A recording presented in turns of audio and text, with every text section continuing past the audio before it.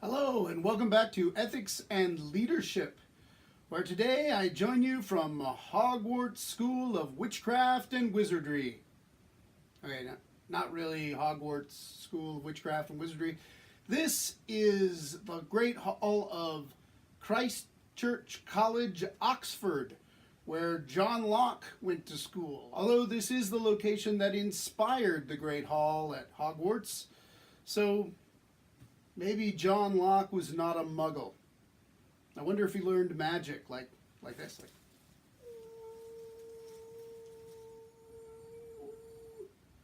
Pretty cool, huh? Should have said a spell like Alohomora or something. You know what? I think I'm going to come up there. Just a second. Alohomora, Alohomora! In case you're a big Harry Potter fan, bunch of Potterheads, I know that Alohomora is actually a spell for unlocking a door. And I know that I wouldn't be able to do it without a wand unless I was a very powerful wizard, which I am. But I don't have any more magic for today. All I've got is kick-ass political philosophy. So let's get going on John Locke. This is John. This is an older picture of John. If you had a picture when he was younger, he wore one of those wigs with all the curly hair, so I like this picture better. John Locke was, like Hobbes, a kind of Renaissance man, although Locke focused more particularly in philosophy. So if you want to think about Hobbes as the guy who gets around to a whole bunch of different subjects, you can think about Locke as kind of the professor. And apparently, as opposed to Hobbes, who was very gregarious, outgoing, Locke was more the strong, silent type. And so, as his friend said, it was hard to figure out exactly what he thought about anything until he actually wrote it down and wrote a book about it. So let's say something about his context. Locke is still writing out of the context of the English Civil War and revolutions that came thereafter. And he is in a family of Republicans, as opposed to being associated with the Royalists, as Hobbes was. So, ostensibly, he and Hobbes are on the opposite side of the argument about the monarchy in England. However, Locke doesn't write directly against Hobbes. He has his problems with Hobbes, as I mentioned last time. He said that Hobbes' social contract was like a group of sheep who gave power to the wolf over them. But he's actually directly responding to a book by a guy named Robert Filmer. Now, Filmer wrote a book defending the doctrine of the divine right of kings, which you've heard about before because you've seen previous videos that I've done. Filmer started with the idea that all power is divine power, and then he claimed that the divine power was handed on to Adam through the creation, and that Adam carried on that divine authority, eventually handing it off to Noah, and that this authority was then grounded in the family, where the man of the household took over, and he carried out this divine authority internal to the family, and that this naturally built itself up to the state where the king received the power of God. He was divinely chosen, divinely placed, and divinely authorized, so no one could question the king. Locke entirely disagreed with Filmer, and he wrote 2 treatises laying out his arguments with him. The first treatise took on Filmer's approach to the Bible and very carefully went through scriptures and tried to show where Filmer was actually reading his position into scripture rather than reading it out of scripture. Very few people actually read the first treatise anymore because it's very specialized and it doesn't have much to do with our own time. The second treatise, however, is widely read today because that's where Locke went beyond Filmer to try and lay out his own political theory. And interestingly enough, in disagreeing with Filmer, he found that the work of one other philosopher was really helpful, the work of Thomas Hobbes. You remember how last time we had said that Thomas Hobbes is a kind of paradoxical figure, because on the one hand he's arguing for absolute monarchy, but on the other hand he gives us so much of the language that starts us out towards the liberal tradition, the tradition of liberal democracy. And so Locke actually picks up on that language and picks up on the basic structure of Hobbes' thought in order to work out his own political philosophy. And inevitably, he brings a lot of those ideas with him that Hobbes had started out with, a lot of those anti-Aristotelian traditions. And this is interesting because Locke doesn't really want to buy off on all of these, but he's set into a system with Hobbes that he's got to buy off on a great number of them.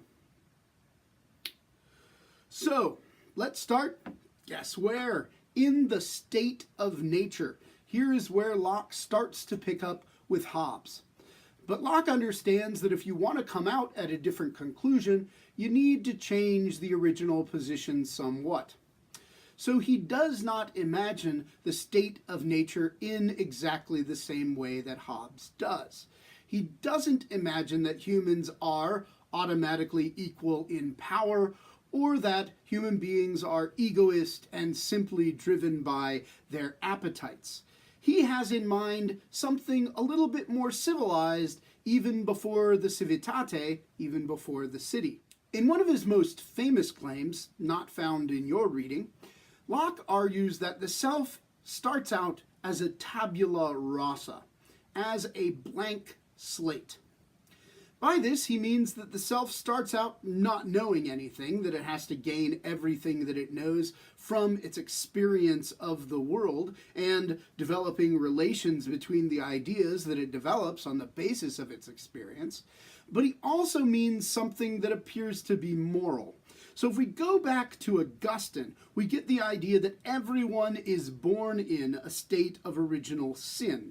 Now, pretty much everybody since then in the West has agreed that people are born with a tendency towards at least what society would see as immorality.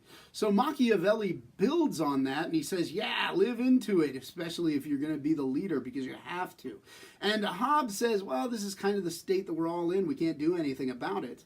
But Locke rolls the clock back on Augustine and he says, no, people start as a kind of blank slate. So they don't start either with original sin or original righteousness. They start out in a middling position. They could go either way. So it's not the case that in the state of nature, we would automatically be bad people or egoistic people. We might be moral people. Seems entirely possible. But how would we be moral in a state of nature? Without a society to civilize us, says Aristotle, well, we wouldn't even actually come to be human. Aristotle's still rolling in his grave, if he's still in his grave. Because Locke doesn't go with that approach. He doesn't want to make a society natural. That would bring him too close to Filmer's position. And he says, no, here's the thing. In the state of nature, we would still have our conscience. Now, what would make up our conscience in the state of nature, especially if we start out as a tabula rasa, not filled with any particular moral ideas? Well, here's a point at which I wish that Locke had been more clear. I have given you little charts to figure out what is the relationship between the appetites and the reason in terms of lots of these other figures that we've come through. And I wish that Locke had laid out his position so clearly as that. The problem is that at different points, Locke seems to say really different things. And there are multiple possible ways of putting them together, and some people think that Locke just had different thoughts at different times and he never systematized them. So I'm going to introduce you to a couple of his different moral thoughts, and we'll end up just concluding that somehow we have a conscience. So the first idea that he introduces at some times when thinking about human conscience is the idea of moral sensation or moral sensibilities. Now, this is tied to the claim that we sense moral truths in the same kind of way, or some parallel way, that we sense other truths about the world. We have kind of moral perceptions. We perceive a table in the room by taking all of the little base qualities like brownness and table shapedness, and we put that all together, and our mind puts that all together into the idea of a table. At least that's the way Locke thought that we worked. So maybe it's the case that when we see something, we get some basic qualities, and those kind of fit together and create moral perceptions or moral sensations within us. Well, what would we be perceiving? Locke at times suggests that maybe what we're perceiving is pain and pleasure. This is a typically modern position that gets to be called hedonism, the idea that good and evil are finally reducible to what gives you pleasure or what gives you pain. You remember that bourgeois man that I talked about under Hobbes, who was always seeking the safest place and really hated pain and really loved pleasure, and that was really the best that they could do? Well, this is kind of the moral outcome of the development of bourgeois man in that sense. So possibly Locke thinks that we have kind of base perceptions that deal with pleasure and pain, and that somehow those get gathered up together and put together into moral sensations in our minds. But Locke doesn't just say that. He also says that we can talk about the natural law. And here he doesn't seem to mean the same thing that Hobbes meant by it. These are not just prudential calculations. He ties these in with the access of our human reason and human nature. He also suggests that the natural law is the law given to us by God. Now, to get to exactly what Locke is thinking here, we can take one of his examples, because he suggests that, as a matter of fact, if we're thinking clearly, we can work out moral principles in a way that gives us absolute rational certitude. We can be absolutely certain about our moral claims. So he takes a look at a statement like this: taking the property of another is unjust. Now, for morality, we want to know, is that true or is that false? And he says, well, if you know what property is, by definition, a thing that someone, some particular person, has rights to. And justice, well, if you know how justice is defined, he says, justice is recognizing the rights of other people.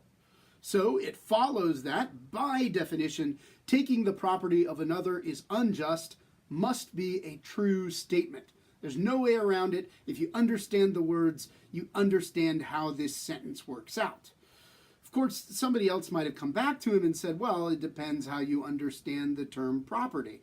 Because it might be that there's property that I hold at a particular time, but that yet, in terms of eminent domain or some other principle, say the government can override that in order to take that property.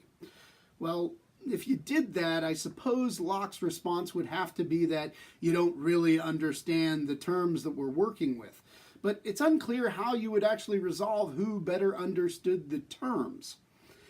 In any case, Locke imagines that you could do this, that you could work out on the basis of reason what true statements are, but he never gives us a complete system for how to do that. Beyond that, he doesn't exactly say how his hedonism, his focus on pleasure and pain, is supposed to be put together with his theory of natural law, where we can, by reason somehow, grasp what the natural law requires of us.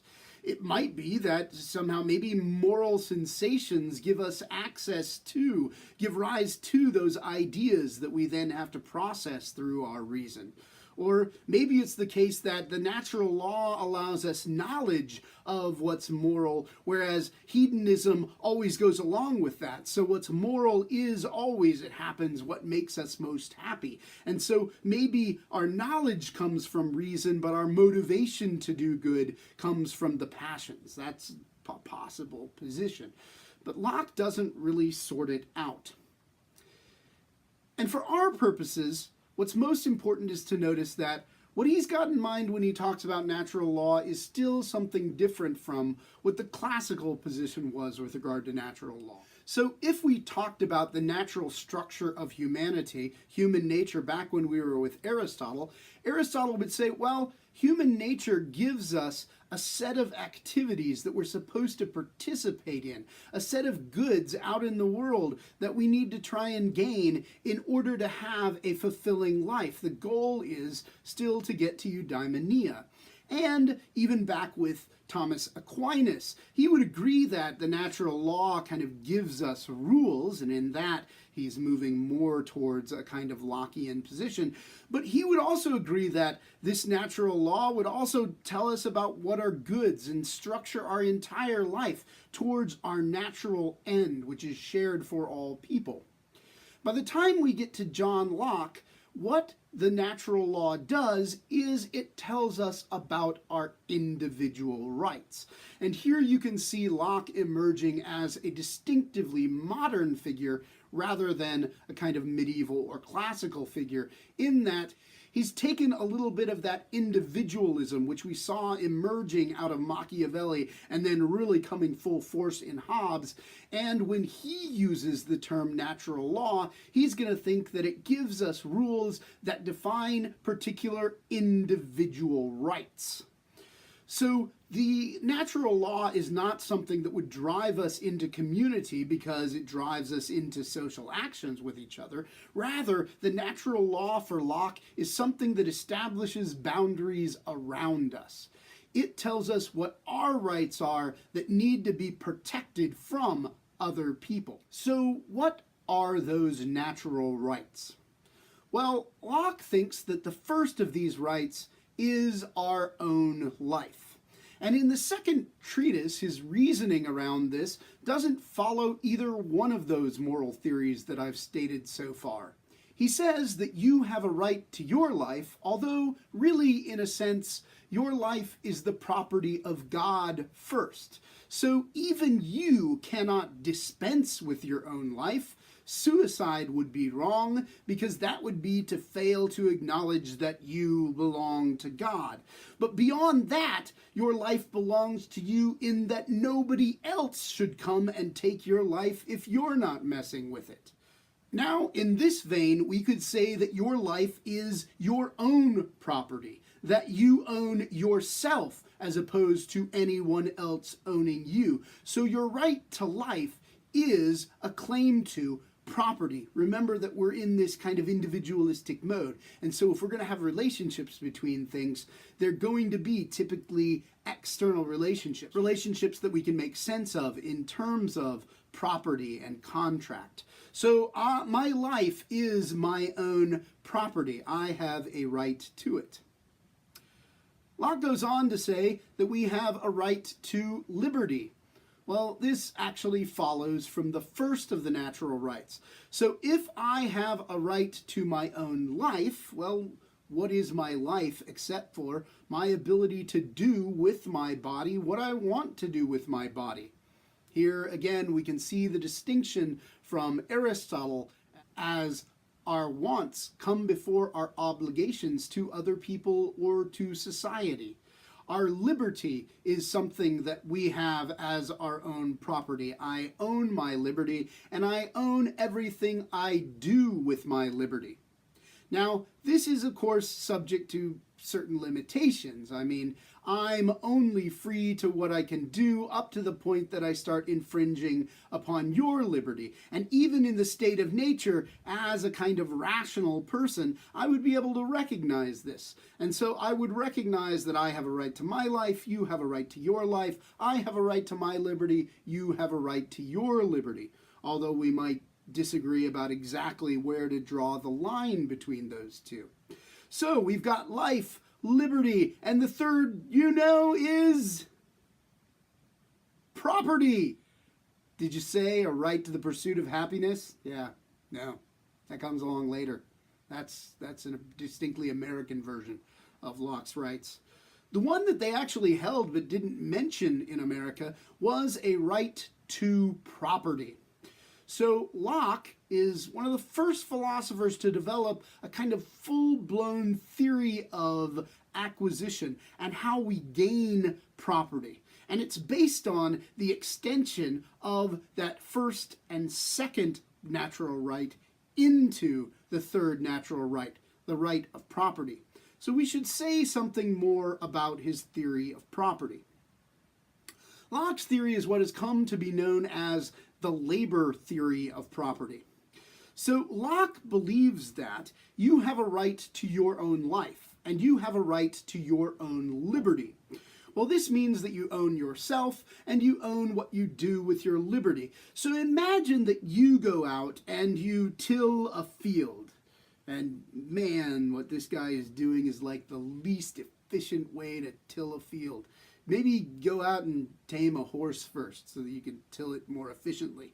But in any case, if you go out and you till a field, you till the ground in order to bring up crops, and you plant those seeds in the ground for the crop, and that crop comes up, well, Locke says that since you own your body and you own your liberty, you own your own labor. And what you've done is you've gone in and you've mixed your labor with the ground, so that the ground and whatever comes out of the ground at that point has you mixed in with it, your labor mixed in with it. So as it pops up, it is automatically a kind of extension of you. It is part of your property. And this means that other people who have seen you do the work or who know that you have done the work, they have no right over this. You have a right to your own property. Or to use Locke's example itself, if you come to an apple tree and you reach up and pull down the apple, well, then that apple belongs to you and it doesn't belong to someone else.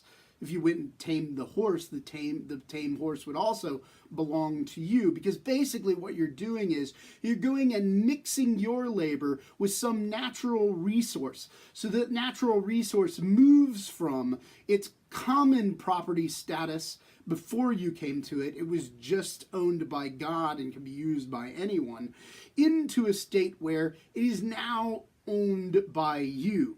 Now, there is an important qualification on Locke's theory of property, because you might wonder, well, what happens if somebody pulls down all the apples off the tree and then somebody else comes along or is born? I mean, it doesn't seem fair that the one person got to pull down all the apples and now they own them and the other person doesn't have anything.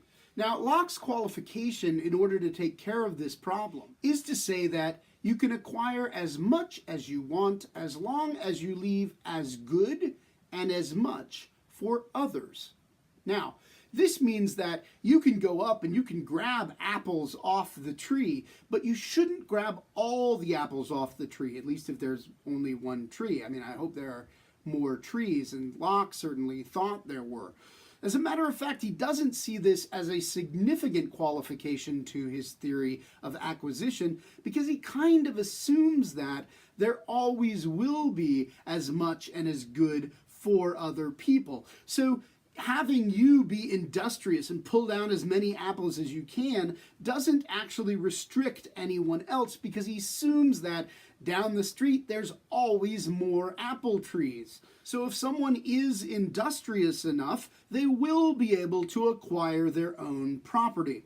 Well, this might make sense in the context of westward expansion and the discovery of America, where lots of people in Europe thought, well, this is just open, empty land for people who can go out and take it.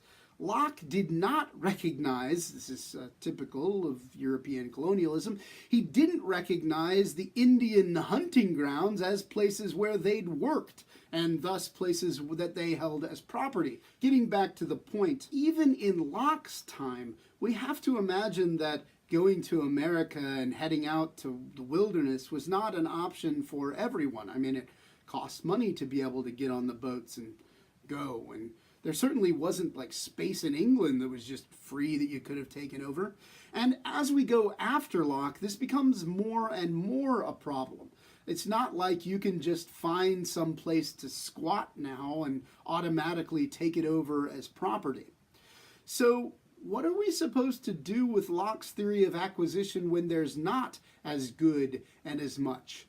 Well, Locke didn't really sort that out, and this is one of the reasons that Locke can be taken in radically different directions today, depending upon whether you focus on his theory of acquisition and just assume that that's okay without the requirement of as good and as much, or if you focus on the claim that in order to have this mode of acquisition, we needed to have as good and as much, so as soon as there isn't as good and as much left over for other people, we need to restructure the theory of acquisition.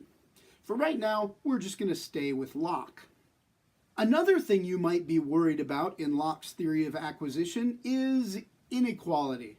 So Locke has said that people are born with inalienable natural rights to life, liberty, and property. And this does make them equal in some sense. People are born equal. He buys off on Hobbes's claim, at least partially. But does he mean that human beings are equal in power? Well, again, Locke doesn't seem to focus on this a great deal, but he would accept that there are people who have differing abilities and differing qualities. Some people are taller than others. Some people are shorter than others. Well, what are you going to do about this? Because it seems that if we're talking about grabbing apples, the tall guy is going to have an advantage over the short person. Well, in part, Locke just doesn't see this as an issue because he thinks that, remember, people own their own lives, they own their own liberty, so in some sense you own your own advantages and disadvantages, and that's just the way the cookie crumbles for him. He thinks if you have an advantage, you are taller, well, use that for what you got, and if you're shorter, well, figure out what works best with that. He also adds that there is one other thing in the state of nature, at least in the early state of nature, that would inhibit the development of inequality due to natural differences. In this early state of nature, everything is perishable. So imagine that I decided I was going to be the apple king, and I was going to go out and just gather together all of the apples, as many as I could, and I just hoarded them up. And at the end of the season, I gathered more than anybody else, right? Well, what am I going to do with those apples? I can trade them with other people for some things, but you know what? If I've got a huge hoard of apples, what's going to happen to them fairly quickly is they're going to go bad. So there's no incentive for me to gather up a huge amount of apples because it won't actually benefit me that much. The incentive is for me to go out and pick a reasonable number of apples, as many apples as I can use and trade with other people. Because at the end of the season, everything's going to be brought to equal anyway once we hit the winter. Now, there are exceptions to this. We might think in terms of livestock, advantages to farm animals as opposed to, say, orchards and whatever else, advantages to wheat over apples. But in general, Hobbes says, in the early state of nature, everything is perishable, and there are limitations on how much you can build up. So maybe that takes care of some of the problems of inequality, if you think inequality is a problem in the early state of nature.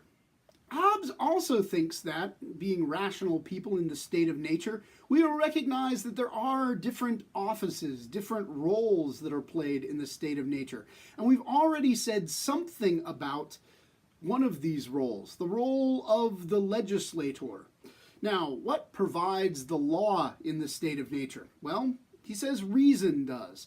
So every individual is tied into their own reason and is able to know what the natural law requires, that I recognize your rights and that you recognize my rights. So we all have a built-in legislator for the state of nature. We are in no need of society to provide that. But what about other roles that we usually see in society, like the role of a judge, or the role of the person who executes the law, the executor in this case? Who is it that's going to serve those roles? Well, says Locke, both of those will be filled by the individual as well. So I am the lawgiver, I am the judge, and I am the executor of the law. All three of those things. In order to maintain myself as an individual, Locke imagines that we fulfill all of these roles for ourselves. Is this a good plan? Is this an ideal situation? Well, no. Locke recognizes that since we are all the legislator of our own laws, we'll know on the basis of reason what the natural law requires, that I don't take your property, you don't take my property. But as judges of our own cases and the people who execute our own conclusions out of those judgments, won't there be problems? We'll come back to that here in a minute. Hobbes does have more to say about exactly what limits we should recognize as we go forward as the executors of the law and as judges. We should, in fact, only impose just penalties for violations of the natural law. So, he says that, in general, we should go for the rule lex talionis, or the law of retribution. This is the most rational way to sort things out. So an eye for an eye and a tooth for a tooth in the state of nature. If you stole one of my cows, I can steal a cow back from you. Or it wouldn't really be stealing, it would just be just recompense for what you've done. Of course, if you don't have a cow, then I've got to say take something in equal value to a cow from you. But in general, equal for equal is what's required. The only exception to this is, of course, a person could extend grace. You don't have to take the full amount. You could take less than what it is that you are due. And this brings us to the question of slavery. Locke does in fact justify slavery on the basis of his system even in the state of nature. And he does it on the basis of what he thinks are just penalties. So imagine that I decide, you know what, I like your property, I'm going to come over and take your property, and if you don't like it, I'm going to kill you. And so you come out and stand between me and your property, and I pull my knife, and you pull your knife, and we go at it. And you see that I, in fact, am intent upon killing you at some point. We're in a fight to the death. Well, if you defeat me, and you put the knife to my neck, remember Hobbes's example here of how you get a servant, right? Locke's going to call it more what it is. Locke says that you have me there on the ground, and I was set upon killing you. So what's a just penalty that you could lay out on me? Well, you could in fact kill me. That would be a just response to what I've tried to do. But you could also give me a little bit of grace. You could take something short of my life. You could in fact take as a penalty my liberty and my person.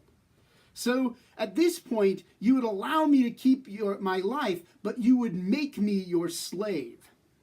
Now, this is a just situation, says Locke, up to the point that I give up my claim on your life. You see, when I decided I wanted to take your life, we entered into a state of war with each other.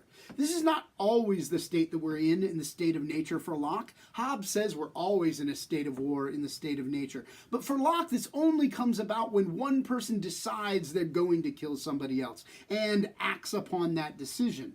Then we enter into a state of war, and that's the point at which you could make me your slave. Because if we're in a state of war, I have this enmity towards you, and I would kill you if you let me loose. But Locke says, as soon as we're out of a state of war, if I give up my designs on your life, if I don't actually want to kill you anymore, and I wouldn't if you let me free, that state of slavery should end. There should be no more slavery at that point. So what should we make of Locke's theory of slavery? Well, he's given us a theory of slavery that, in some senses, should be kind of attractive to us, although not as a theory of slavery.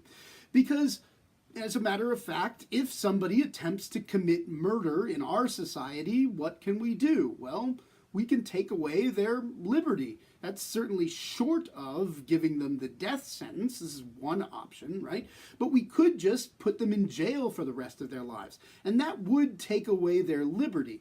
Now, usually we don't conceive of that as making them a slave, but it has all the ramifications that Locke thought of, and so maybe there is, in fact, a parallel here. But Locke uses this as a theory of slavery, and that's kind of problematic because we have to recognize that at the time, he has to be familiar with what slavery actually looks like. I mean, he's living in the late 1600s, early 1700s. He's got to be familiar with the slave trade as it exists. Now, you might note that Locke's theory of slavery actually doesn't justify slavery as it existed, because Locke's theory of slavery is not based on race, which you had to have a racist theory in order to justify the racial form of slavery that was around at the time. He also doesn't have any mechanism for like selling slaves or anything like that. And it isn't the case that all slaves were in fact in a state of war against their masters all the time. And if it's the case that the slaves would have murdered them, it's not because of a settled intent that the slaves had from the beginning. It's because they were taken into slavery. So it's actually the slave owners who have done the wrong and forced the other people to enter into slavery. And it seems that killing the slave owners might be justified rather than holding the slaves in their place. So Locke's theory of slavery doesn't match up with the practice of slavery that he must have been familiar with. So is Locke here offering a theory of slavery that can work as a kind of critique of the system of slavery that exists? Well, I mean, it certainly might have worked that way, but Locke shows no particular intention of having done this. As a matter of fact, he owns some stock that is in companies that are involved in the slave trade. Now, I don't know how much we should take that to be indicative of his own moral conclusions, but it doesn't bode well. So, possibly in offering this theory of slavery, Locke is actually being a bit disingenuous. He might be offering a kind of fig leaf to cover up what is clearly an unjust practice. And even though he knows it, he's going to give enough cover for it so that he can look the other way and say, well, we know some forms of slavery are justified. In the end, it's hard to make out exactly what he meant to do with this.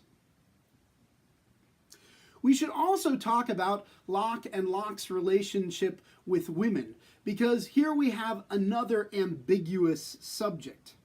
At stake is one of the most important claims that Locke makes, and that gets picked up in the founding of the United States.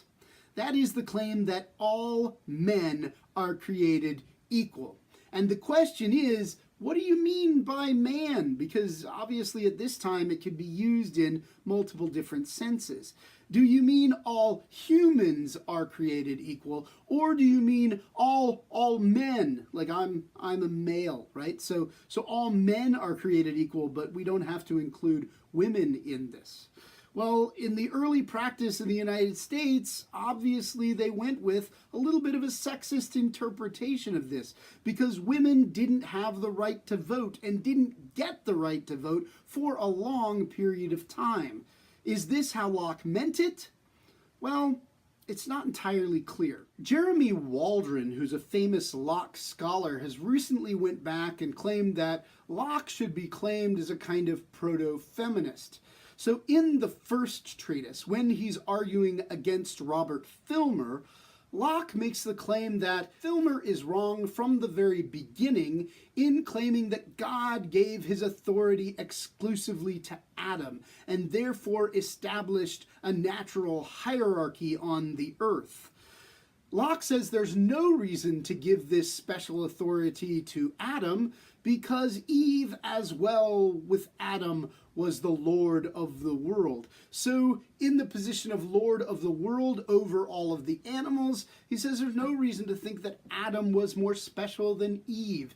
And here we get a picture of a kind of egalitarian Locke, who might actually be claiming that all human beings are created equal. Because if Eve and Adam, those foremost of males and females, are equally lords of the world, shouldn't it be the case that all men and women are created equally to be lords of the world? Of course, the problem is that then we can find Locke saying very different things. So in the second treatise, he says, If there is a ruler in marriage, it naturally falls to the man's share as the abler and the stronger. Well, this seems diametrically opposed to what he suggested with Adam and Eve. So, which one of these is Locke's true position? Well, here's a possibility. When he's arguing against Filmer, he wants to argue against all forms of hierarchy, because he basically wants to establish that God did not create a natural hierarchy that passes down and is then accepted by the king as having divine right over the people. So in his first treatise, it wouldn't serve Locke to make the claim that men are abler and stronger, and so there seems to be some kind of natural hierarchy between the two. But in the second treatise, he has a little bit more freedom to walk around. So if I were to give the benefit of the doubt to either one of these, I would tend to go with the latter as being more reflective of Locke's overall thought. But this is a contended area even within specialists in Locke, and I certainly am not one of those. All right, so at this point, in order to protect your right to sanity, I'm going to call a halt on Locke, and we'll come back in a minute for the second half. So I'll see you in a minute for the second half of Locke.